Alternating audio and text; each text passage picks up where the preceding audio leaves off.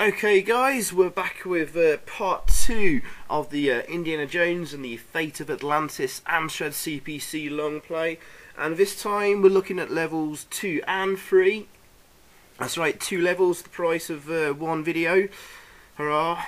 And if you remember on the last video, we just escaped the casino at Monte Carlo with a pair of pliers, some code book and some kind of ancient map showing us where Atlantis may be. And we basically arrived at the Nazi naval base.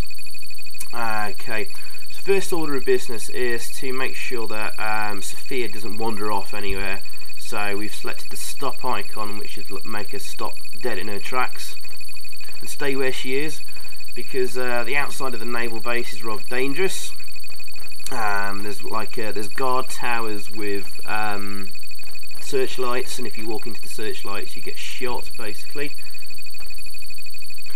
And yeah, it was really important that you found the pliers in the Monte Carlo casino. We've just selected them there because what we're going to use is what we're going to do is use them on the chicken wire here, or the fence, to cut a hole through, so we can actually get into the naval base. Now the purpose of this level, if I just translate from the manual, avoid the searchlights located outside the naval base controlled by the Nazis, and try and get Sophia and Indy inside the base, then find the secret submarine base located underneath, and you need to use a secret code to access the elevator. So that's all it tells you to do. There's various buildings in this naval base. It's probably about, I don't know, 4 or 5 buildings you can go in and have a poke around in. I'm just rotating the viewpoint there so I can see where I'm going. It's a pretty straightforward level. Oh, that's a guard shooting bullets at me now. Bullets are rather slow.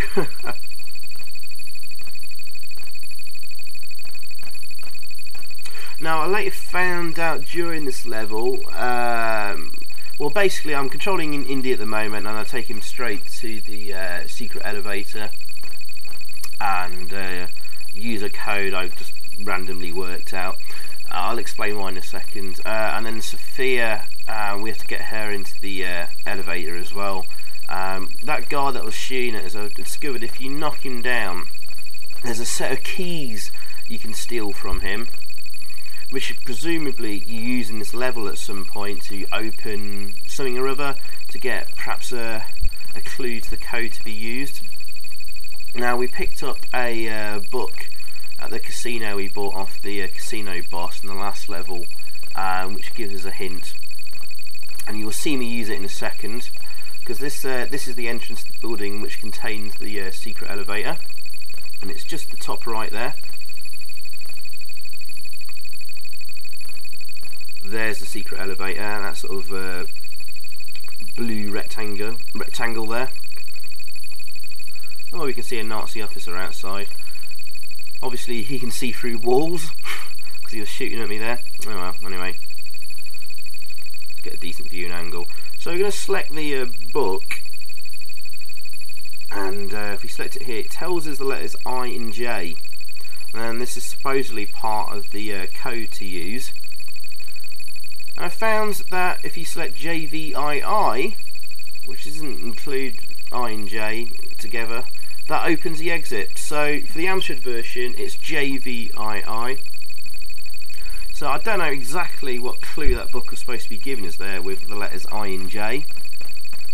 Perhaps there's another clue in the level somewhere which you have to open up with the keys we're going to steal from the guard in a second using Sophia.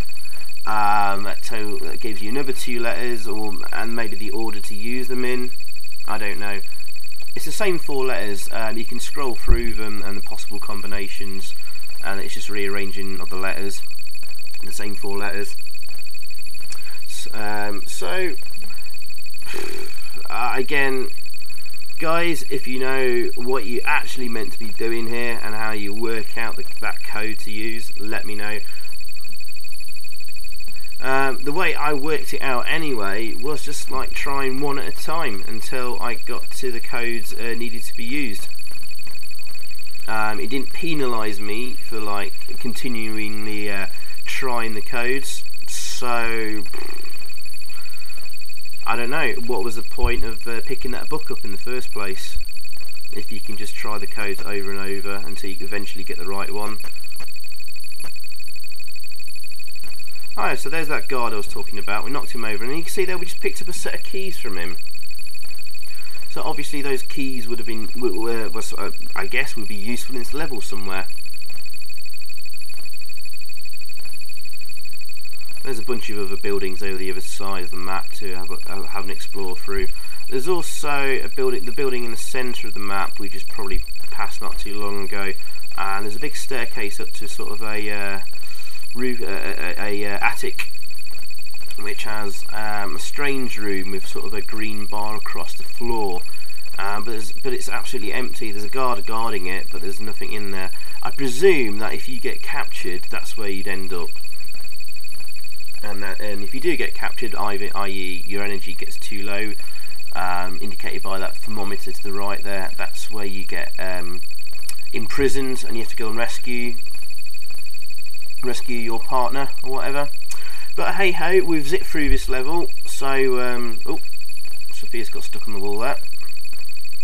This is the well, this is it. This is the end of the level 2, the naval base, and there you go. So we're on to level 3, which is the dockyards.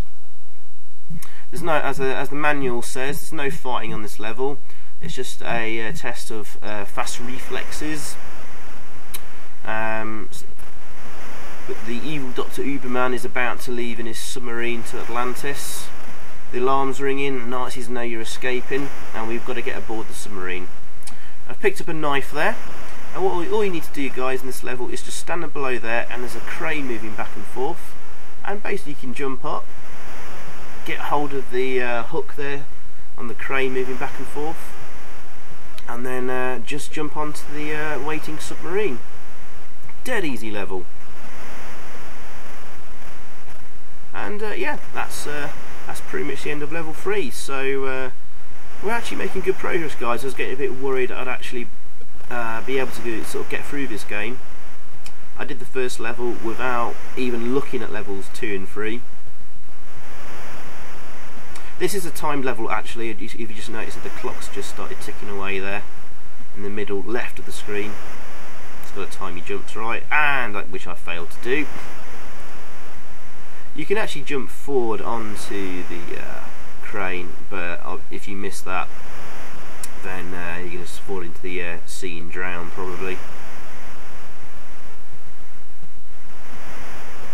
Jump nice and early, because it takes ages jumping in the air.